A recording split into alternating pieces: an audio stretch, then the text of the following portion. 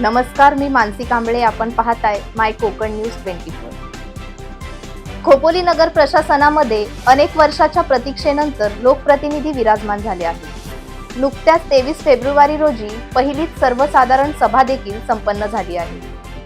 खोपोली शहरातील पत्रकारांमध्ये या सभेसाठी मोठी उत्सुकता होती, कारण खोपोलीतील पत्रकारांनी सुद्धा अनेक वर्षापासून नगर प्रशासनाच्या सर्वसाधारण सभेचे कामकाज पाहिले नव्हते.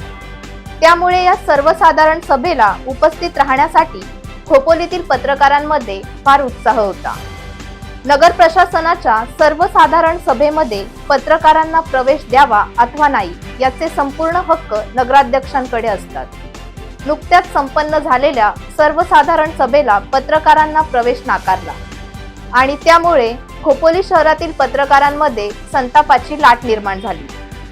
त्यानंतर काल दिनांक 25 फेब्रुवारी रोजी खोपोलीतील सर्व संघटनांचे पत्रकार एकत्र येत आपापल्या वैयक्तिक संघटनांना बाजूला ठेवत खोपोली खालापूर पत्रकार कृती संघटना या नावाने सर्वांची एकत्रित संघटना प्रस्थापित करून खोपोली नगर परिषदेचे नवनिर्वाचित नगराध्यक्ष कुलदीपक शेंडे यांच्या समोर काय मुद्दे उपस्थित करायचे आहेत व पत्रकारांना नगर प्रशासनाच्या सर्वसाधारण बैठकीत प्रवेश नाकारणे हे कायदेशीररित्या योग्य आहे का या विषयावर गहन चर्चा केली. त्यानंतर आज दिनांक 26 फेब्रुवारी रोजी खोपोली खालापूर मधील सर्व पत्रकारांनी नगराध्यक्ष कुलदीपक शेंडे यांच्या दालनामध्ये बैठक घेऊन नगराध्यक्षांसोबत चर्चा केली.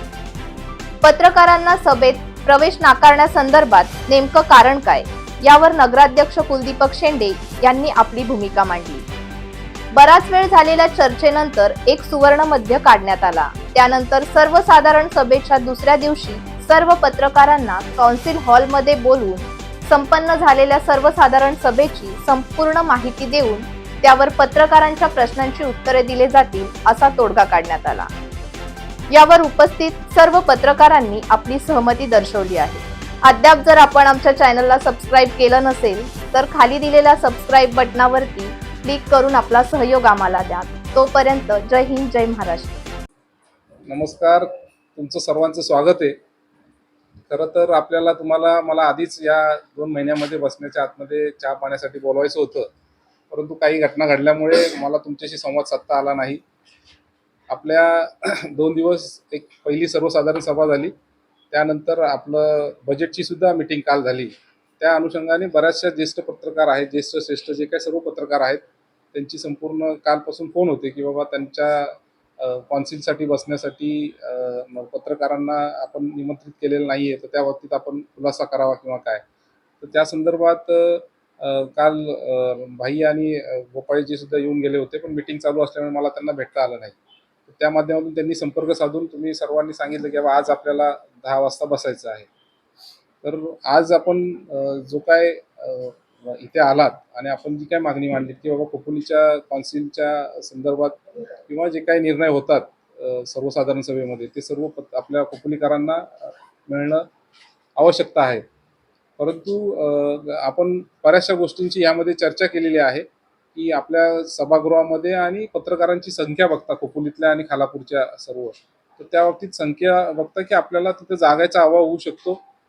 जागेचा अभाव झाली तर त्यानंतर परत अजून जर पत्रकार काही वाढत गेले किंवा काही अजून 4-5 वर्षात, तर तो मग परंपरा आपल्याला ती खंडित करता नाही येणार आणि मग कोणाला बाहेर बसवलं किंवा काही हे झालं तर तो अपमानाचा भाग होऊ शकतो. त्यामुळे मी तुम्हाला सर्वांना विनंती करतो की आपण सर्वांनी जे काय आमचे सर्वसाधारण असेल, त्यानंतर त्या विशेष सभा असतील किंवा अजून कुठल्याही सभा असतील, त्या सभेला होणारे निर्णय ज्या दिवशी होतील त्याच्या दुसऱ्या दिवशी आपण एक प्रेस नोट घेऊ.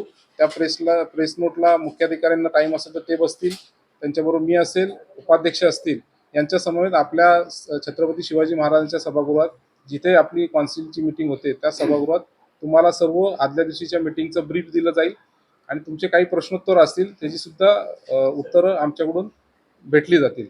त्यामुळे आपण कुठल्याही प्रकारचा गैरसमज करून घेऊ नका की खोपोलीच्या नगरपालिकेमध्ये जे नवनिर्वाचित नगरसेवक निवडून आलेले आहेत, सभापती आहेत, अध्यक्ष आहेत, उपाध्यक्ष आहेत, त्यांना कुठल्याच प्रकारची माहिती द्यायची नाही, असं काही नाहीये.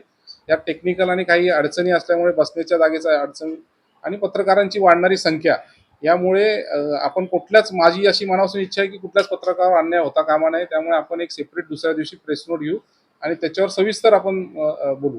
तर ही मागणी तुम्ही मान्य करतील अशी मी अपेक्षा करतो आणि धन्यवाद त्याबद्दल.